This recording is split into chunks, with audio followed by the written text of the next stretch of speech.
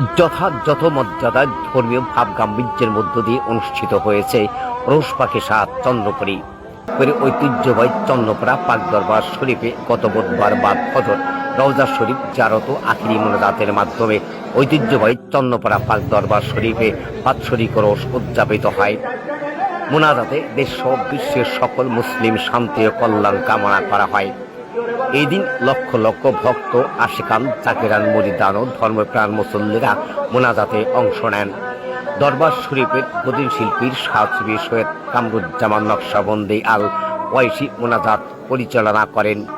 উক্ত দরবার শরীফের প্রতিষ্ঠাতা পীর জামানার মুজাদ্দেদ হযরত মাওলানা সৈয়দ আবুল ফজল সুলতান আহমদ চন্দ্রপুরী নকশবন্দি মুজাদ্দেদি রহমাতুল্লাহ বেসালত উপলক্ষে অনুষ্ঠিত ওরসে আগের দিন থেকে ধর্মপ্রাণ মুসল্লিরা দরবার শরীফে সমবেত হতে থাকেন। মঙ্গলবার বাদ জোহর পবিত্র কোরআন তেলাওয়াত, মিরাত, ক্যাম, জিকির, আজগার ও শরীয়ত তরিকত সম্পর্কিত ওয়াজ মাহফিল অনুষ্ঠিত হয়। দরবার শরীফের উলামায়ে কেরামগণ ওয়াজ নসিহত করেন। ওরসে আগত ভক্তদের ইবাদত বন্দেগীর জন্য বিশাল ময়দানে শামিয়ানা সহ তাদের জন্য ওযুখানা, খাবার মান, পাকশালা ও প্রাথমিক চিকিৎসা কেন্দ্রের ব্যবস্থা করা হয়। এছাড়া যানবাহন রাখার সুবিধার্থে একাধিক পার্কিং ব্যবস্থার সাথে পুরো দরবার শরীফ আলোকসজ্জায় সজ্জিত ছিল। সার্বিক নিরাপত্তার জন্য জেলা প্রশাসক থেকে আইন শৃঙ্খলা রক্ষা বাহিনী সদস্যরা নিয়োজিত ছিল। জানা গেছে, চন্দ্রপাড়া পাক দরবার শরীফের প্রতিষ্ঠাতা হযরত সৈয়দ আবুল ফজল সুলতান আহমেদ উপমহাদেশের প্রখ্যাত সফি সাধক হযরত খাজা এনায়েতপুরী রহমতুল্লাহ এর নিকট বায়াত গ্রহণ করেন এবং পরে খেলাফত প্রাপ্ত হন। ফরিদপুরের সদরপুর উপজেলা আরিয়াল খানত পারে চন্দ্রপাড়া গ্রামের এই দরবারটি প্রতিষ্ঠিত করেও তরিকায়ে মুজাদ্দেদিয়া দাওয়াত প্রচার করতে থাকেন।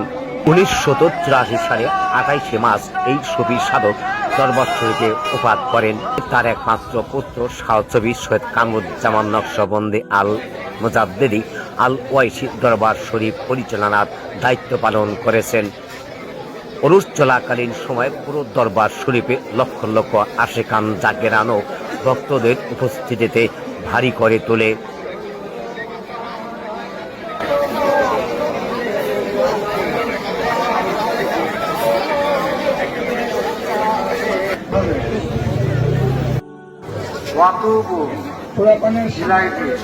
জীবনভর নফসের খাইছে, শয়তানের ফেরবে পড়ে যত প্রকার গুনাহ করেছি, আমরা সবাই দয়াল বাবাজানের সাথে এই জায়গার ভিতরে সবসময় আল্লাহ বিশেষ খেয়াল করতে হবে।